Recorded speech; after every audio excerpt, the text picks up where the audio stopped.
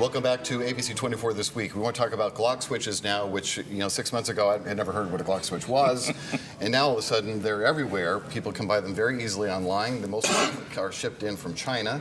And they do what we said at the top of the show. They modify a handgun and turn it into a machine gun, making it a very dangerous weapon, certainly for police officers on the streets who feel like they're outgunned with the ease with which this technology is allowing this modification to happen.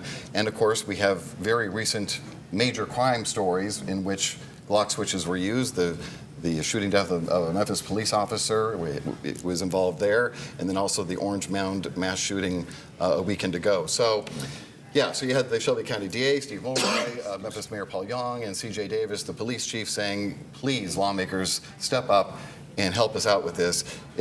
What kind of response do you expect that they're going to get from this? They wanted to bring it up from a Class E felony to a Class C felony, is that right? Which would be more prison time. This seems like it might be one of the few cases where our local Democratic leadership is in agreement with our Republicans in the state legislature.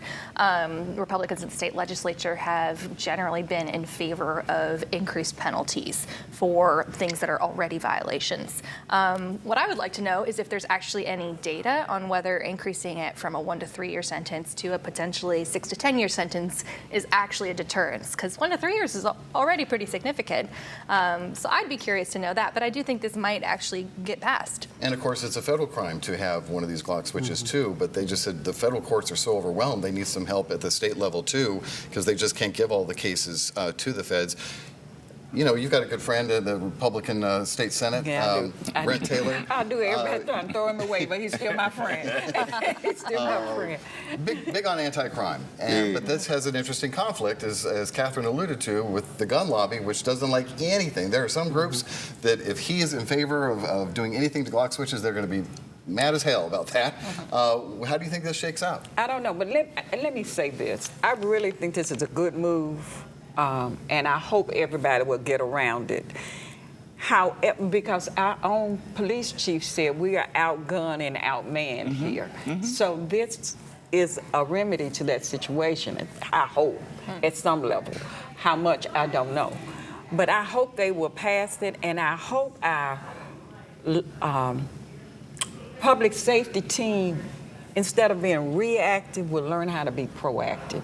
We'll start looking at trends and data of what's happening on the street and then give it to us in enough time, because that could have been given to us during the session rather than at the close of the session. Right, I agree. So I appreciate them bringing it forward, but they need to be a little bit more proactive. Yeah, because now we've got to wait till next January before they can bring it up. Exactly. Yeah. Right. I agree with that 100%. If you're going to, this didn't just happen yesterday. And so they could have brought this up during the start of the session. Maybe get your friend, Brent Taylor, and my friend too, while he was, pushing all these other bills. Let's put that one in there too.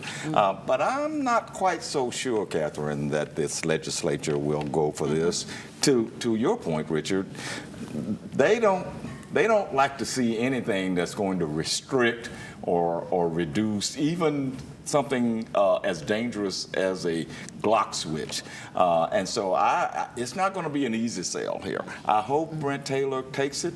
I hope that the leadership in both the House and Senate agrees with it.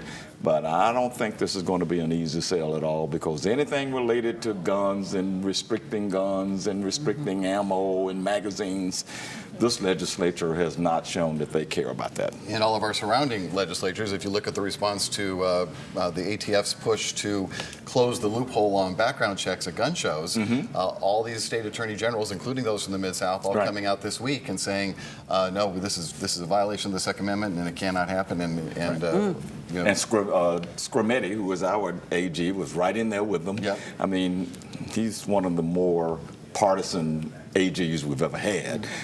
And so, that I don't think, I'm just not sure that this legislature will go with that. I hear that, but I do think the one difference is this is already a felony. So Right. we're but not. it's a low-level felony. Sure, but like taking it from a low level to a higher level felony is different than making something that is really legal is. illegal. Yeah. Yeah, good point. Well, we'll be watching that for sure and see Yeah. what happens. Unfortunately, as we said, we have to wait till next January to see what happens. All right, when we come back, we're going to talk about race in high school athletics, a fairly big controversy that exploded in Collierville this past week, and we'll talk about that in just a moment.